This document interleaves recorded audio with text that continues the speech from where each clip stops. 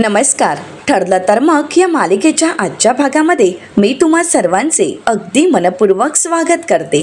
आजच्या भागामध्ये आपल्याला पाहायला मिळतं, सायली विचार करत म्हणते, आज जर मला वटपौर्णिमेची पूजा करता आली असती तर किती बरं झालं असतं ना. पण गरोदर स्त्रियांनी वडाची पूजा करू नये, हे जे काही आहे ते माझ्या बाळाच्या सुरक्षितेसाठीच आहे असं असेल तर मग काहीच हरकत नाही.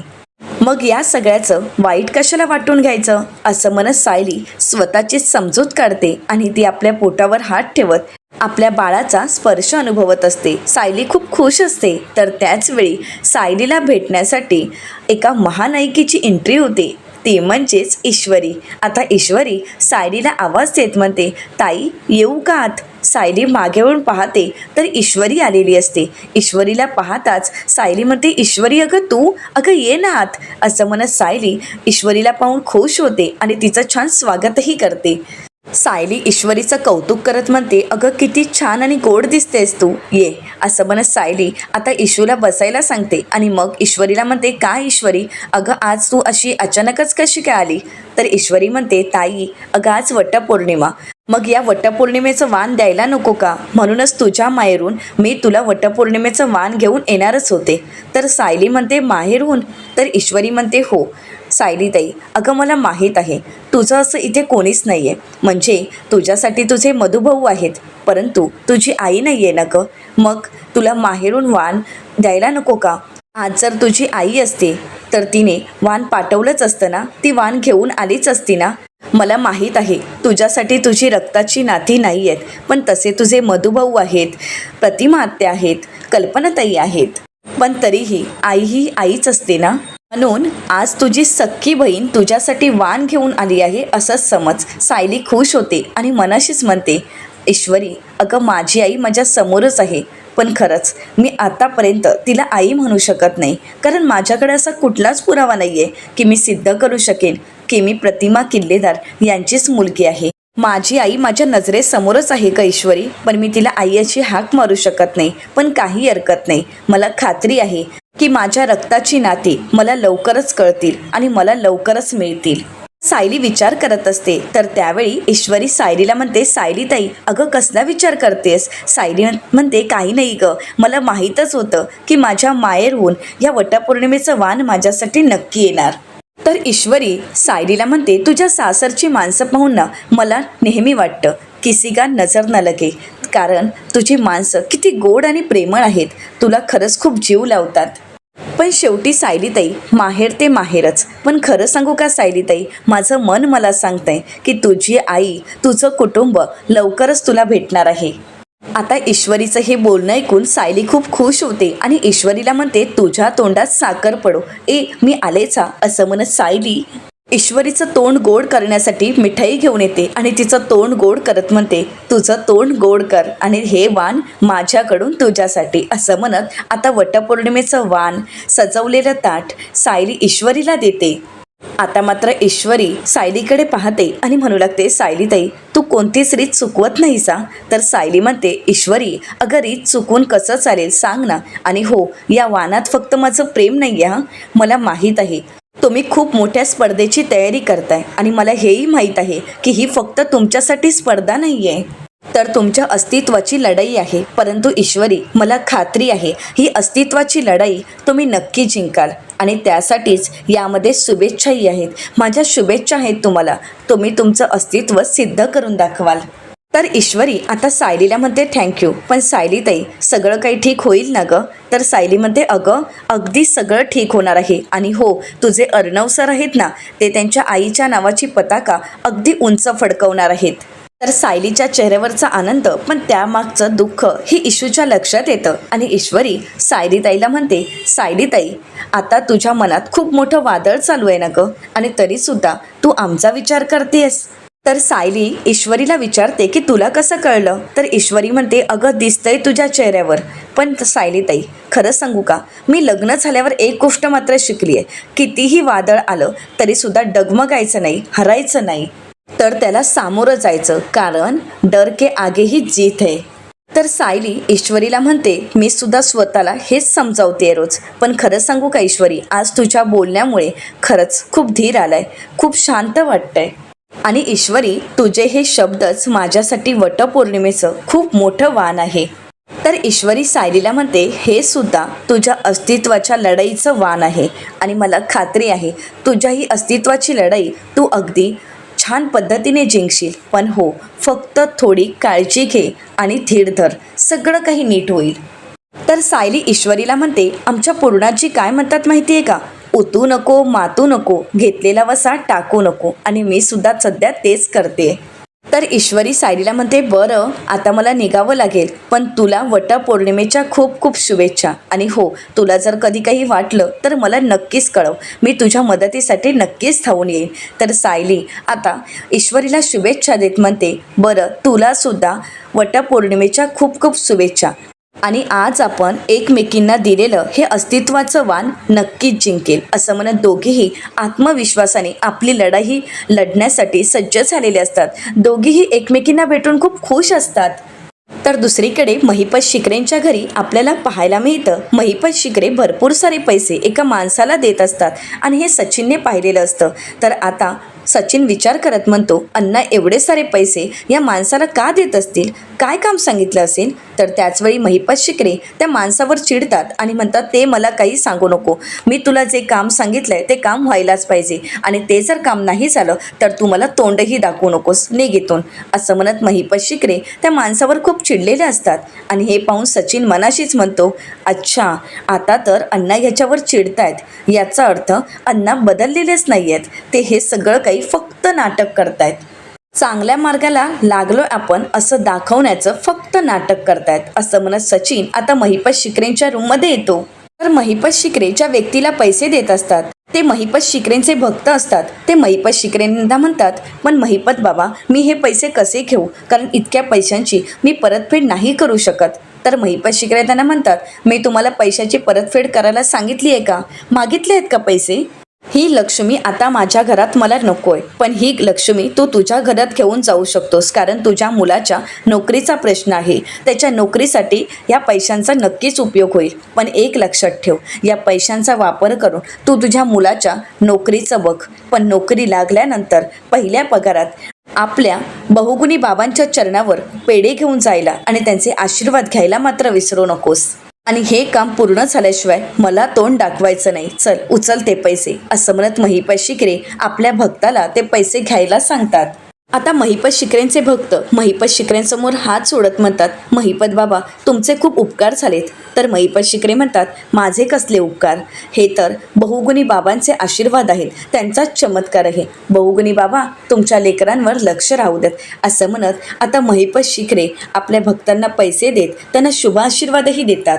आता महिपत शिकरेंचे भक्त महिपत बाबा की जय, बहुगुणी बाबा की जय असं नामघोष करत तिथून निघून जातात. आता महिपत शिकरे सचिनला विचारतात, काय दीक्षित काय काम काढलं, परंतु सचिन काही न बोलता तिथून निघून जातो. आता मात्र महिपत शिकरेंना काहीच कळत नाही. महिपत शिकरे म्हणतात, काय या दीक्षितला काय झालं. तर दुसरीकडे आता किल्लेदारांच्या घरी आपल्याला पाहायला मिळतं, अर्जुन आता त्या लहान मुलांना तन्वीच्या पेटीतील खेळणी खेळायला देतो आणि म्हणू लागतो, या घरात अजून लहान बाळ आलं नाहीये, त्यामुळे खेळणी खूप कमी आहेत, पण तुम्हाला चालेल ना, एवढ्या खेळण्यात तुम्ही खेळाल ना. तर ती मुलं म्हणतात की हो. आता मुलं प्रत्येक वस्तू पाहत असतात. तर आता अर्जुन तो कलर बॉक्स हातात घेतो आणि त्या कलर बॉक्सकडे पाहत म्हणतो की हा फेवरेट कलर बॉक्स माझ्यासाठी माझ्या डॅडने आणला होता, परंतु तन्वीला आवडला आणि म्हणूनच मी हा तन्वीला गिफ्ट केला होता. तर त्यावेळी ती मुलं आता अर्जुनला विचारतात की हे काय आहे. तर अर्जुन म्हणतो, कलर बॉक्स डॅडने दिलं होतं मला, हवंय का तुम्हाला. तर ती मुलं हो म्हणतात आणि त्यानंतर अर्जुन अगदी मनापासून ती कलरची पेन्सिल बॉक्स त्या मुलांना देऊन टाकतो. मुलांच्या चेहऱ्यावरचा आनंद पाहून अर्जुनही खूप खुश होतो. आता मुलं लगेच ड्रॉइंग करायला घेतात. तर त्यातील एक मुलगी आता म्हणू लागते, कसले भारी कलर आहेत नाही, पण आपल्याकडे तर असे कलरच नाही आहेत. तर त्यातील दुसरा मुलगा आता त्या मुलीला म्हणतो, ए बावळट, हे कलर फक्त आईबाबा देतात, पण आपल्याला कुठे आईबाबा आहेत. आणि हेच वाक्य आता सायलीने ऐकलेलं असतं. ते वाक्य ऐकल्यानंतर सायलीला खूप वाईट वाटतं. आता त्या मुलांच्या गप्पा चालू असतात. तर ती मुलगी म्हणते, हो खरंच माझ्या वर्गातली प्राजक्ता आहे ना, तिचे आई बाबा तिच्यासाठी नेहमी काही ना काही आणत असतात. अर्जुन आणि सायली ह्या दोघांचं बोलणं ऐकत असतात. तर ती मुलगी म्हणते, पण आपल्याला असं कोण आणून देणार. तर त्यातील मुलगा नकळतच म्हणतो की खरंच ज्याचे आईबाबा असतात ती मुलं किती लकी असतात ना. तर नकळतपणे तिघांनाही त्यांच्या आईवडिलांची आठवण येत असते, तिघांनाही आईवडिलांची उणीव भासत असते. तर ती मुलगी त्या दोघांना म्हणते तसं तर मधुभाऊ आणि कुसुमताई आपले खूप लाड करतात, पण त्यांच्याकडे तेवढे पैसे सुद्धा नसतात ना. तर तो मुलगा म्हणतो मग आपले असे लाड कधीच होणार नाहीत का. इथे मात्र सायलीचे डोळे पाणावलेले असतात. आता त्या निरागस मुलांचं बोलणं, त्यांना वाटणारं ते वाईट आणि त्यांना होणारा तो त्रास पाहून अर्जुनलाही खूप वाईट वाटतं. तर सायली धावतच पुढे येते आणि त्या तिघांनाही जवळ घेते. तिघंही खूप रडत असतात. तर सायली त्यांना म्हणते प्लीज रडू नका आणि असं कधीच वाटून घेऊ नका की तुम्हाला तुमचे आई वडील नाही आहेत. तर ती मुलगी म्हणू लागते पण सायलीताई, आमचे आई वडील कुठे ना कुठे असतीलच ना गं, मग आपल्याला असं आश्रमात का राहावं लागतंय.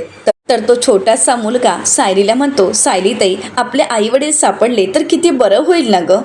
मी तर त्यांना सोडणारच नाही, त्यांचा हात पकडून झोपेन, पण त्यांना माझ्यापासून दूर जाऊ देणार नाही.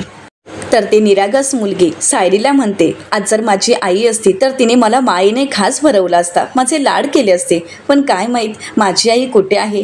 आता यांचं बोलणं ऐकून अर्जुनच्याही डोळ्यात पाणी असतं, अर्जुनचेही डोळे पाणावलेले असतात. अशा या निरागस आणि आपले आई वडील नाही आहेत ही भावनाच्या मुलांच्या मनात असते. त्यांना किती त्रास होत असतो हे जवळून अर्जुनने अनुभवलेलं असतं.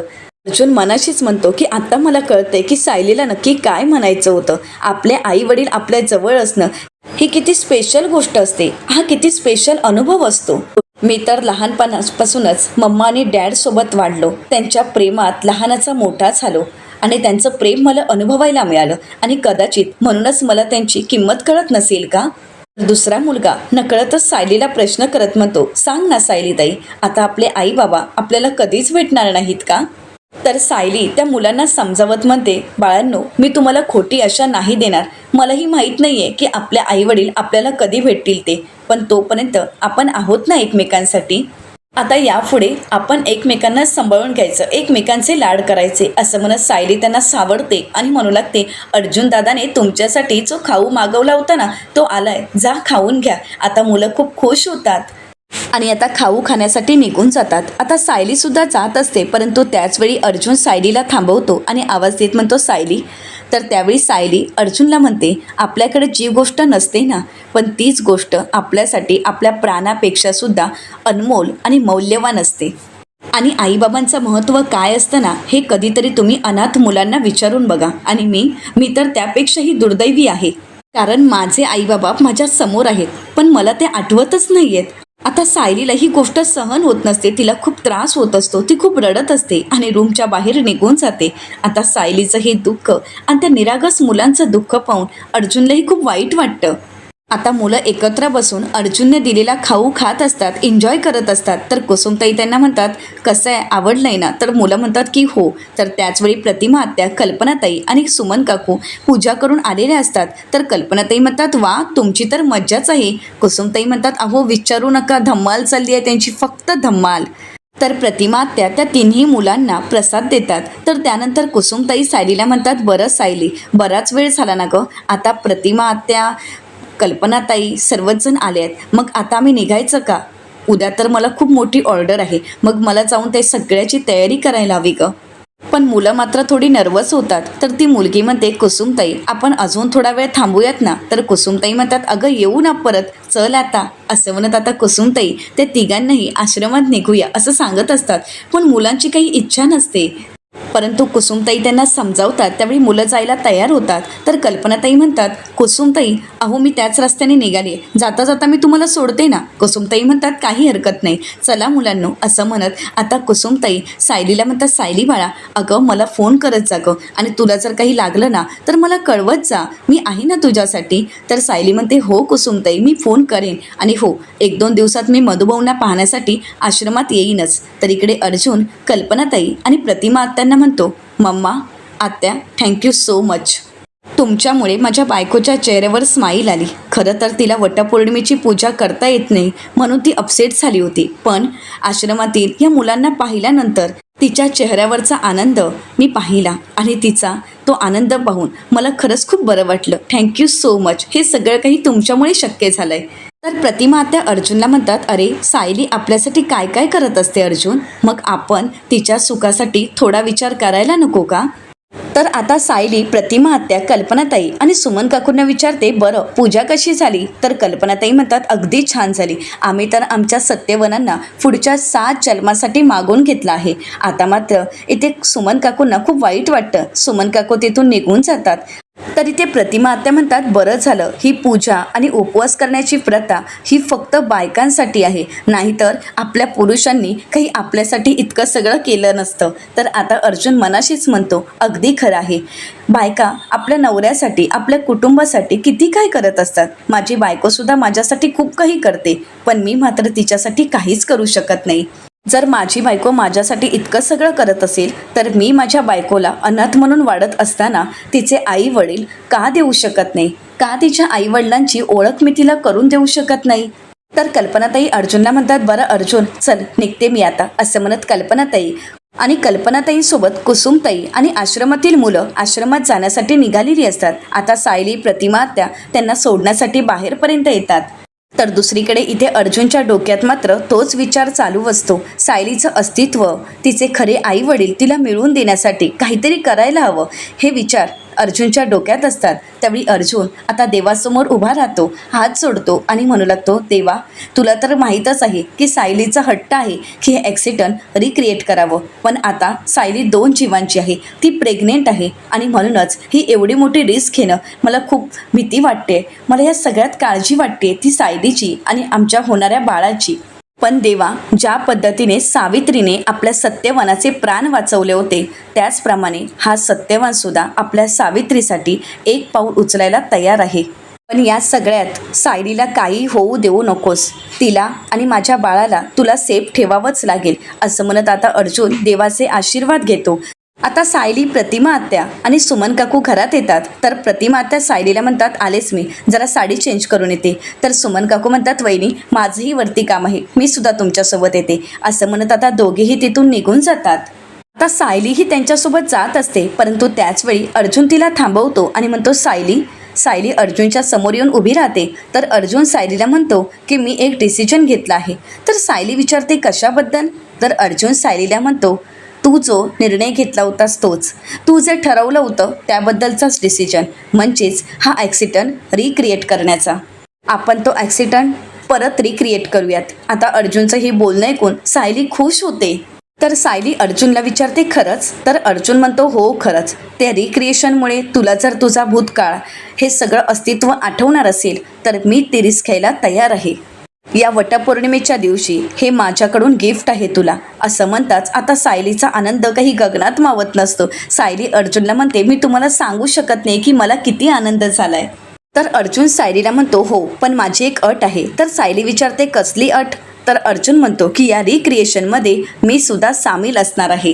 तर अर्जुन म्हणतो, हो पण हे असं कसं करून चालेल? आपल्याला त्या अपघाताच्या वेळी जसं घडलं होतं तसंच घडवून आणायचं आहे ना, आणि तेव्हा तर तुम्ही नव्हता. अर्जुन म्हणतो, हो पण मी तुमच्या गाडीत नसेन, माझी गाडी काही अंतरावर असेल, तिथे मी तुमच्यासोबत असेल. पण बायको, आपल्याला व्यवस्थित प्लॅन करूनच हे सगळं काही ठरवावं लागेल, कारण मागच्या वेळी तुझ्या आईवडिलांचीच म्हणजे प्रतिमा आत्या आणि सिनियरची ताटातूट झाली होती.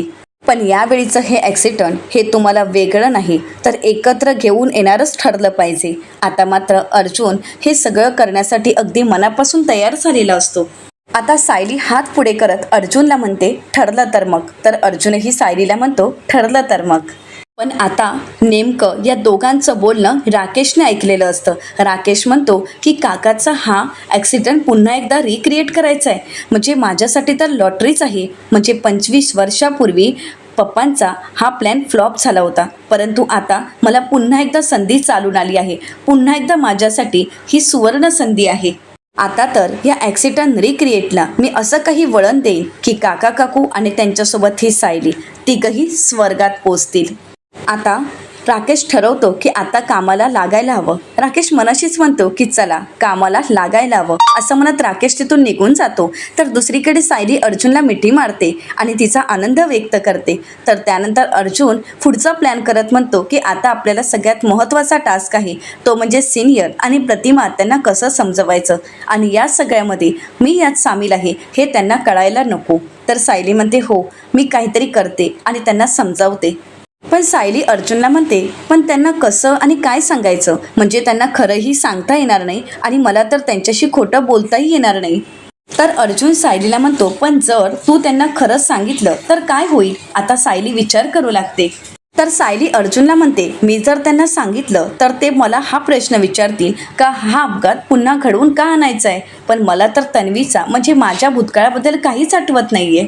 त्यामुळे जोपर्यंत मला काही आठवत नाही तोपर्यंत मला त्यांना सांगायचं नाहीये की मी तन्वी आहे. तर सायली अर्जुनला म्हणते माझ्याकडे एक प्लॅन आहे. तर त्याचवेळी सुमन काकू येतात आणि आवाज येत म्हणतात अर्जुन सायली आता वहिनींना रविराज भाऊजींचा फोन आला होता. ते म्हणत होते की थोड्या वेळातच ते येत आहेत आणि त्यानंतर त्यांना तुमच्याशी काहीतरी महत्त्वाचं बोलायचं आहे. अर्जुन म्हणतो ओके काही हरकत नाही. तर सुभेदारांच्या घरी आपल्याला पाहायला मिळतं अस्मिता तिच्या स्मिथला खेळवत बाळाला खेळवतच मोबाईलवर व्हिडिओ पाहत असते. त्यामध्ये एक ताई म्हणत असतात की आजकाल आपल्या बाळाला सांभाळून ऑफिस सांभाळणं म्हणजे खरंच तारेवरची कसरत आहे. परंतु या धकाधकीच्या जीवनात आपल्याला आपली नोकरीही सांभाळावी लागते आणि आपल्या मुलांनाही आपल्या बाळांनाही. परंतु आता हे अगदी सोपं झालं आहे कारण अशा या धावपळीच्या काळात आपल्यासाठी धावून येतात ती म्हणजे पाळणाघरं. खरंच आज शहरात बरीच पाळणाघरं आहेत की ज्यामध्ये मुलांची अगदी व्यवस्थित काळजी घेतली जाते, त्यांचं व्यवस्थित संगोपन केलं जातं, जी आपल्या बाळांना खूप व्यवस्थितरित्या सांभाळतात. आता अस्मिता हा व्हिडिओ पाहत विचार करत म्हणते खरंच पाळणाघराचा ऑप्शन खूप चांगला आहे. मग जर माझ्या स्मिथला मी इथल्या जवळच्या चांगल्या पाळणाघरात ठेवलं तर, असं म्हणत आता अस्मिता स्मिथला पाळणाघरात ठेवण्याचा विचार करत असते.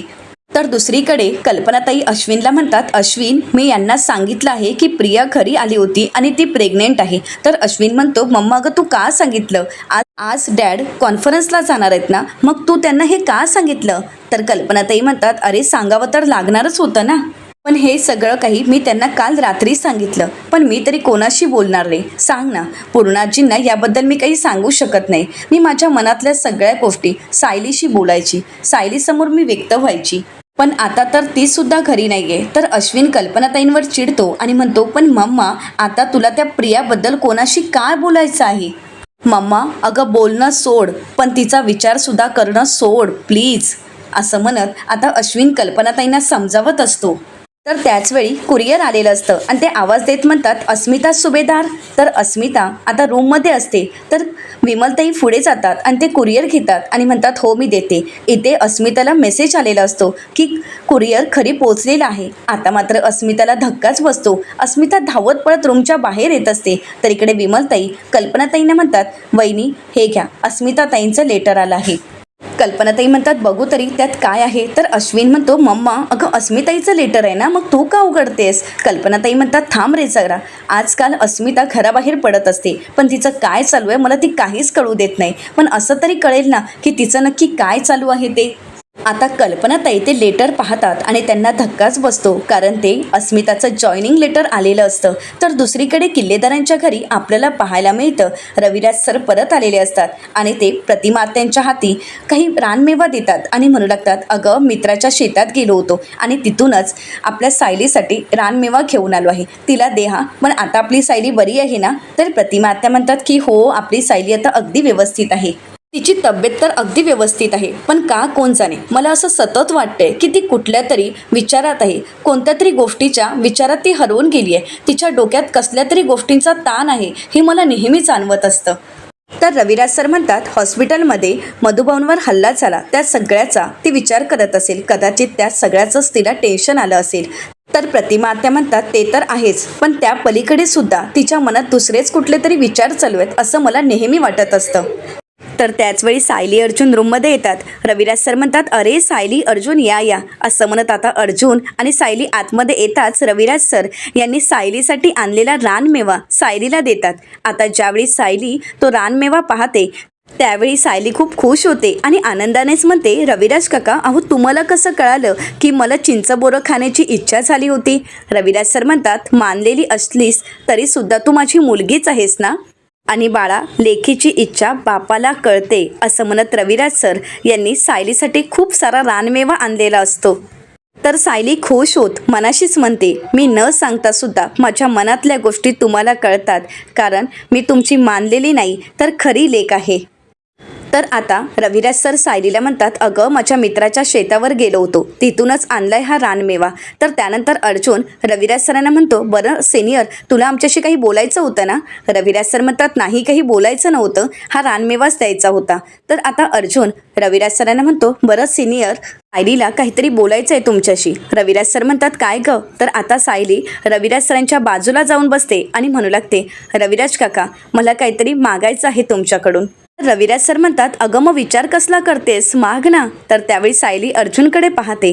तर येणाऱ्या पुढील भागामध्ये आपल्याला पाहायला मिळतं, सायली प्रतिमा आत्यांना म्हणते, प्रतिमा आत्या, तुम्हाला त्या अपघाताबद्दल काही आठवत नव्हतं ना? तर प्रतिमा आत्या म्हणतात, आता माझ्या डोळ्यासमोर तो अपघात अगदी लख्ख दिसतोय. त्या रात्री त्या दिवशी मी आणि रविराज तन्वीला घेऊन निघालो होतो. आता प्रतिमा आता घडलेला सर्व प्रकार सांगत असतात आणि त्याच वेळी सायली ते मोबाईलमध्ये रेकॉर्ड करून घेत असते. तर दुसरीकडे राकेशने आता नागराजला कॉल केलेला असतो. तर नागराज म्हणतो, ॲक्सिडेंट रिक्रिएट, म्हणजे जर आता दादाला कळालं की ती खरी त्याची मुलगी आहे आणि तीच तन्वी आहे, तर मग ती सगळी प्रॉपर्टी आहे ना, ती दादा एका फटक्यात सायलीच्या नावावर करून मोकळा होईल. तर राकेश नागराजला म्हणतो की मी आता असं काहीतरी करेन की त्या सगळ्यात हे संपूर्ण किल्लेदार कुटुंब एकत्रच वरती जाईल. आता राकेशचा हा डाव यशस्वी ठरेल का, की सायलीला देवी आईची साथ मिळत तीच खरी तन्वी आहे हे सत्य समोर येईल, हे पाहणं अतिशय रंजक ठरणार आहे. मित्रांनो, अशाच मालिकांचे नवनवीन अपडेट पाहण्यासाठी चॅनलला नक्कीच सबस्क्राईब करा. आजचा व्हिडिओ तुम्हाला कसा वाटला हे कमेंट करून नक्कीच कळवा. आजचा व्हिडिओ जर आवडला असेल तर व्हिडिओला लाईक करायलाही विसरू नका. व्हिडिओ पाहिल्याबद्दल तुम्हा सर्वांचे अगदी मनपूर्वक धन्यवाद.